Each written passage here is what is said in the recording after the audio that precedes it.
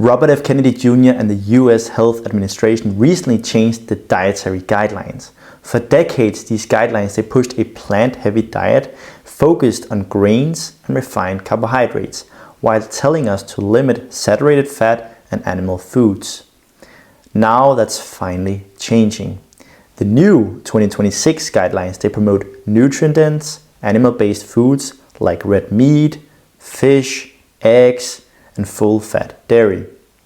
They emphasize eating real food and cutting out ultra-processed junk food.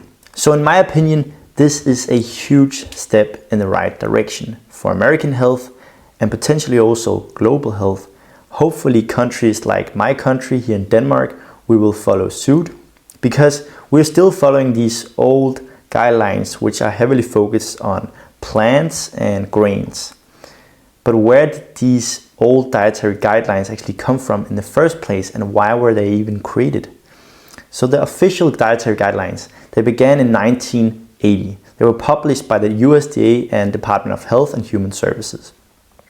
So they were introduced at a time where heart disease was rising, and experts at the time, they became convinced that these rising rates of heart disease, obesity, and diabetes were caused by fat, especially saturated fat and cholesterol. So they told the public, cut fat and eat more carbohydrates, grains and vegetables, which gave rise to the food pyramid in 1992. So grains were at the base of the food pyramid and animal foods were at the tiny top of the food pyramid. And for decades this message stayed the same. Eat more refined carbs like bread, pasta and cereal, and avoid fat and limit meat. So people, they listened. They actually followed these guidelines, but what happened? Chronic diseases like obesity, diabetes, heart disease didn't go away. They skyrocketed over decades and they're still rising. So if these guidelines that were supposed to improve health, why did people get sicker? Well, maybe because their foundation was wrong. These guidelines they were built on flawed science, such as Ansel Keys' famous 7-country study, which blamed saturated fat and cholesterol for heart disease.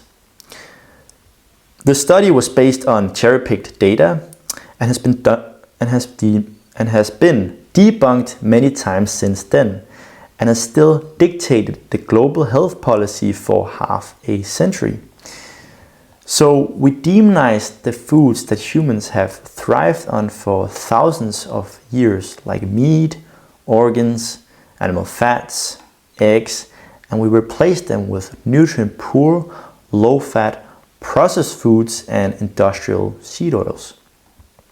But now we're finally seeing this correction, a shift back to real food, whole milk instead of skim milk, eggs instead of cereal, steak instead of plant protein or fake meats, and butter instead of margarine.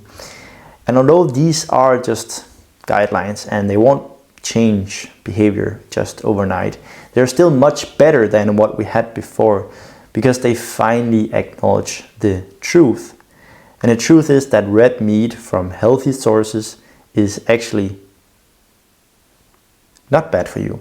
It's essential for you. So it's packed with nutrients like B vitamins, iron, taurine, creatine, vitamin K2, saturated fat and cholesterol, which are really the building blocks for your hormones.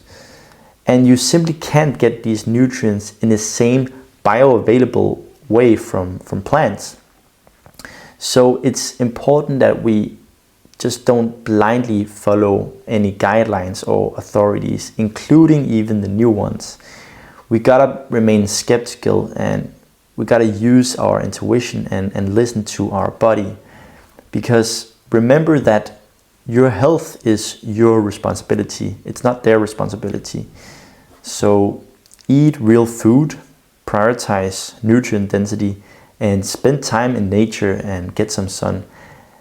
And trust your natural instincts.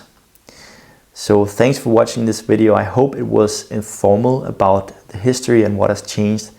And I hope we are continuing to go further in this direction of real food and less processed junk.